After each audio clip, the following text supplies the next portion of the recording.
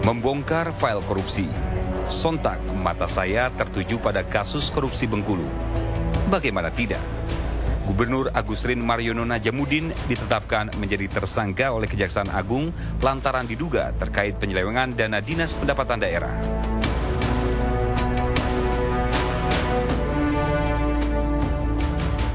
Gubernur termuda ini pun diperiksa secara maraton oleh Kejaksaan Agung pada 30 Desember 2008 silam.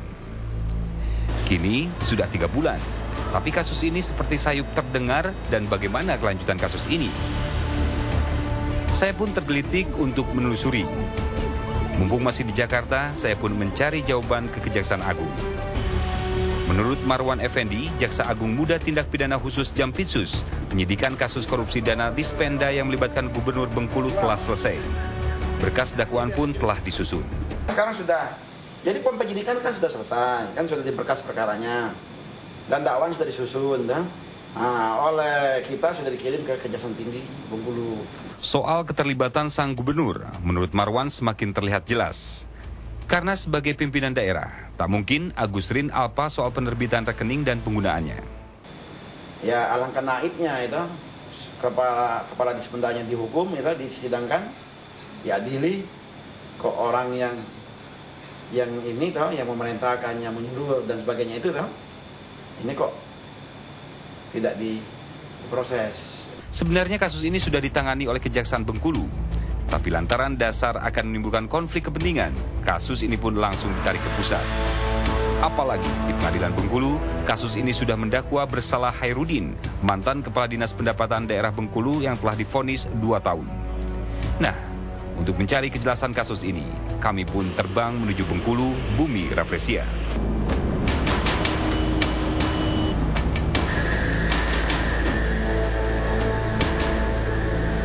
Setiba di Bengkulu, kami pun langsung menemui Agusrin untuk meminta konfirmasi seputar kasus yang membelitnya.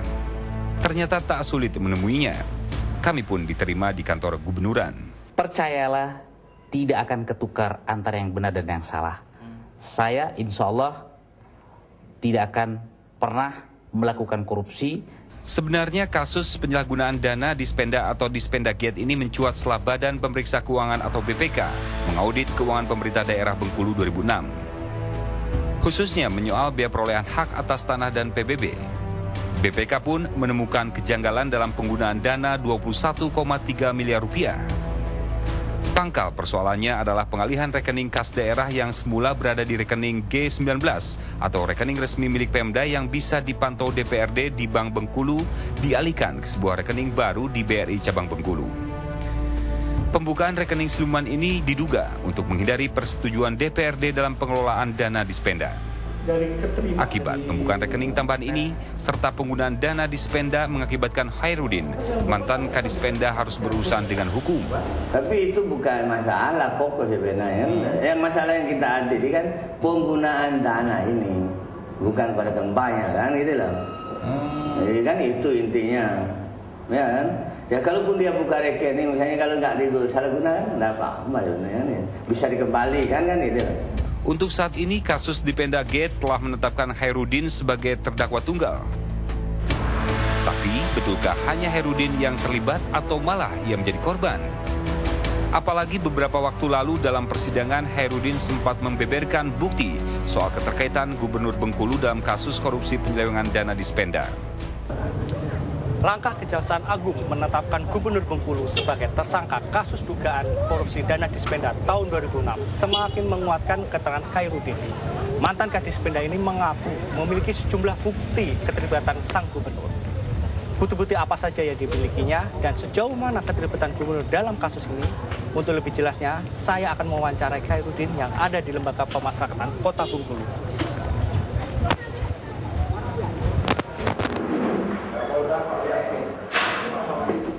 Khairuddin beralasan, pembukaan rekening baru ini digunakan Gubernur Bengkulu untuk mengatasi kesulitan pendanaan daerah yang belum dianggarkan dalam APBD. Penggunaan dana ini pun bersifat sementara. Pembukaan rekening ini pun telah dikonsultasikan dan disetujui oleh Agusrin selaku Gubernur Bengkulu. Buktinya adalah surat pemberitahuan yang ditujukan ke Menteri Keuangan terkait penambahan nomor rekening yang ditandatangani oleh Gubernur. Bukan sadar dia mengetahui dan dia nyuruh, Pak. Saya kalau tidak ada perintah dari dia tidak berani. Lantas, apa komentar Agustin tentang pengakuan Khairuddin ini? Sebenarnya ketika ada kejadian ini, saya langsung tanyakan kepada Pak Khairuddin, apakah betul ada informasi ini? Yang bersangkutan menjawab, oh tidak ada Pak, tidak benar itu. Itu informasi hanya kesalahan administratif. Belum tahu kita urusan rekening-rekeningan. Rekening-rekeningan tuh taunya kita setelah BPK masuk. Ternyata langkah Khairuddin membuka aib gubernur berbuntut somasi. Gubernur langsung melaporkan Khairuddin ke polisi dengan dasar memalsukan tanda tangan gubernur. Untuk mengetahui kasus ini, kami pun menyambangi Polda Bengkulu. Yang menyangkut masalah keuangan di Dispenda, ya orang-orang Dispenda lah kita tanya. Kemudian mengarah kepada saudara Khairuddin itu. Soal ini Khairuddin menggugat. Pasalnya alasan kepolisian menetapkan dirinya sebagai tersangka tidak tepat. Ya karena gubernur ngajukan saya, karena saya buka-bukaan tentang itu ya dicari pula kesalahan saya. Lalu saya pecat ajudan saya mohon maaf, saya belakangan sadar ternyata saya salah.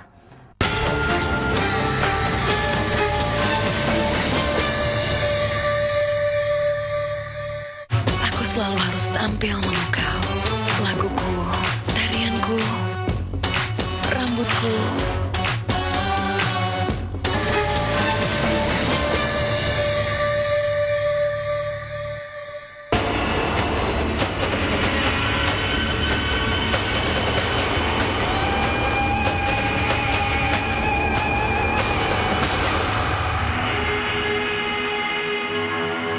Gubernur Bengkulu, Agusrin Mariono Najamuddin, tak hanya terkait soal penerbitan rekening siluman untuk menampung dana hasil pungut atas biaya perolehan hak atas tanah dan PBB, tapi juga disebut-sebut menikmati kucuran dana ini.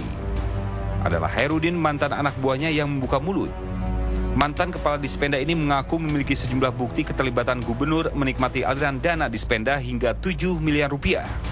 Salah satunya adalah bukti foto saat dirinya mencairkan dana Dispenda di Jakarta.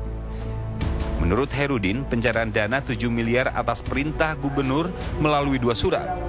Pertama, melalui surat dari Badan Penelitian dan Pengembangan tertanggal 7 Juni 2006.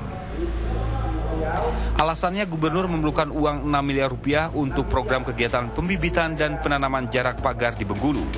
Dana yang telah dicairkan di Jakarta langsung diserahkan kepada ajudan gubernur Nuim Hidayat. Saya sedang mencairkan baru 800. Telepon lagi, tolong bawa ke Jakarta. Masalah saya bawa. Kemudian cek yang ada, cek yang ada itu ya saya cairkan di Jakarta. Nah, nanti ada yang datang katanya. Nah, datanglah. Ini Nuim itu kan ajudan. Selang kurang 3 bulan dirinya mendapatkan perintah pencairan dana kedua. Kali ini berasal dari disposisi surat Dinas Pemukiman dan Prasarana Wilayah Bengkulu sejumlah 8,7 miliar rupiah. Pencairan pun dilakukan di Jakarta. Berdasarkan surat ini, disposisi ini, ya saya bawa ke Jakarta. Saya buatlah surat pengantar. Nah, uang itu saya cairkan di BRI Jalan Sudirman. Saya bawa pengawalan 6 orang polisi. Bawalah ke Hotel Dharma Wangsa. Setelah uang itu ada, saya telepon lagi. Ya udah nanti ini ada suruhan saya datang. Itu makanya uang syarat datang. Terus orang suruhannya itu siapa tuh Pak namanya Pak? Husnul Fikri. Apa kaitannya dengan gubernur? Dia sama-sama pengusaha dekat dia. Terkait tudingan menerima dana Dispenda senilai 7 miliar dari Hairudin, Agus Rin pun membantah. Ini udah disetorkan ke Bapak nerima duit 7M itu dalam 2. Kalau ada yang disetorkan uangnya, pasti ada yang hilang dong duitnya. Orang bagaimana uangnya mau disetorkan kalau uangnya tidak ada yang hilang? Selain membantah telah mendisposisikan 2 surat dinas, Agus Rin meluruskan keberadaan ajudannya di foto yang dijadikan bukti oleh Harudin. Lalu saya pecat ajudan saya mohon maaf, saya belakangan sadar ternyata saya salah. Ya saya pikir itu benar. Ternyata yang bersangkutan, si ajudan saya mengatakan saya tidak pernah tahu Pak tentang itu. Bukti adanya ajudan gubernur dalam pencairan dana serta mengacu pada sistem birokrasi Indonesia yang sifatnya instruksi langsung dari atasan ke bawahan semakin memperjelas peran gubernur dalam kasus ini. Meski demikian, Kejaksaan Agung mengaku penetapan tersangka Agus Rin Gubernur Bengkulu tidak semata hanya didasarkan keterangan Hairudin. Jadi alat-alat bukti yang ada itulah yang membuat kita ya mengambil keputusan untuk menetapkan dia sebagai tersangka pada saat itu. Pengamat hukum Bengkulu Herlambang memandang langkah kejaksaan menetapkan gubernur dianggapnya terlambat. Jadi sebenarnya agak terlambat juga Kejagung. Harusnya dulu sewaktu Dispenda Gate dengan tersangka Hairudin, itu gubernur sudah bersama-sama ditetapkan sebagai tersangka dan terdakwa.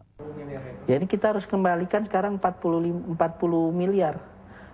Kalau kita gunakan untuk fisik, maksudnya buat jalan, kita udah dapat berapa kilo jalan itu.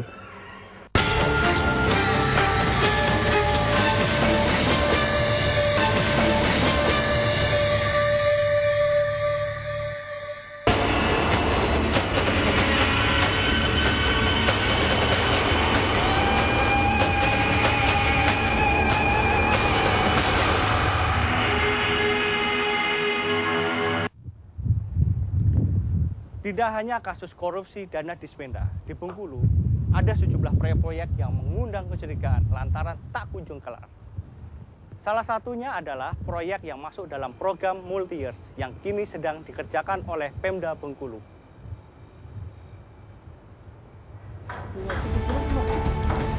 Pembangunan proyek-proyek yang dilaksanakan dengan sistem jamak atau biasa disebut multi-years di Bumi Rafflesia terus digalakan oleh pemerintah daerah Bengkulu.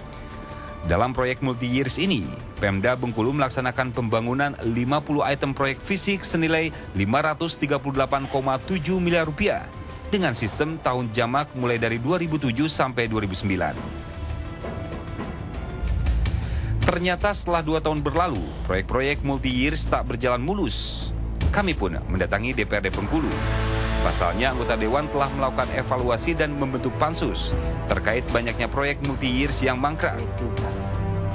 Informasi salah satu contoh seperti pembangunan Pemda di Bengkulu itu makan dana 30 miliar. Nah, realisasi sampai sekarang realisasi fisik aja 5%. Dan uang yang udah hilang dari 30M itu adalah 6 miliar. Dan itu akhirnya putus kontrak karena tidak tahu pertanggungjawaban dan begitu. Nah, salah satu lagi pembangunan View Tower sampai sekarang pun belum diselesaikan. Jangankan diselesaikan, dikerjakan pun belum. Dan saya mendapat laporan dari pihak PU malah realisasi dananya sudah hampir 50%. Ini kan lucu sekali. Tak hanya mengundang kritikan terkait pelaksanaan proyek multi-years, soal biaya yang bersumber dari pinjaman perbankan ini pun menjadi sorotan. Jadi kita harus kembalikan sekarang 40 miliar pinjaman 250 itu. Kalau kita gunakan untuk fisik, maksudnya buat jalan, kita udah dapat berapa kilo jalan itu. Di Jakarta, tim Merah Putih menemui Herawansa, Kepala Bidang Cipta Karya Bengkulu yang kebetulan sedang melakukan kunjungan kerja. Kalau di orang yang tidak mengerti teknis bilang itu tidak sesuai dengan kualitas, standarnya apa? Apa mereka punya standar SNI? Apa mengerti tentang SNI? Untuk melihat kondisi di lapangan, tim pun menyambangi sejumlah proyek yang masuk dalam program multi-years. Salah satunya, pembangunan Jalan Pasir Putih Kuala Baru dan Bundaran Kula Baru. Selama menelusuri jalan, kami menemukan beberapa lubang dan kondisi jalan rusak. Tak jauh dari lokasi Jalan Pasir Putih Kuala Baru, kami pun sempat mendatangi pembangunan jogging track Muara Bundaran Wells. Kami pun mengajak Habibur Sanioku, Ketua Umum Lembaga Pengembangan Jasa Konstruksi Daerah Provinsi Bengkulu. Bangunan-bangunan seperti ini, dulu ada bangunan-bangunan pariwisata itu nggak sampai 5 tahun sudah hancur. Nah, kita nggak tahu kualitas bangunan ini juga seberapa kualitasnya. Kalau kita melihat pembangunan-pembangunan yang dulu dilakukan di pantai ini, nggak lama hancur. Oh gitu ya? Iya. Itu kan ada, ini kan baru proyek baru ini Pak ya? Iya. Nah, tapi kok ada yang rusak-rusak itu, kenapa nih Pak? Ya, ya ini kalau kita lihat tentu kan menyangkut kualitas. Artinya kualitas ini kan perlu dipertanyakan kalau begini nih. Pasir sini, harusnya mana bisa.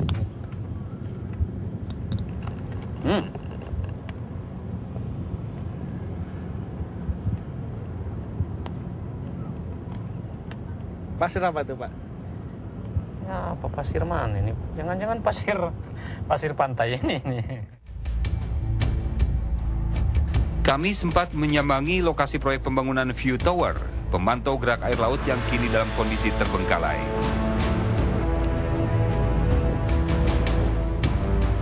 Kita kan di daerah mana nih Pak?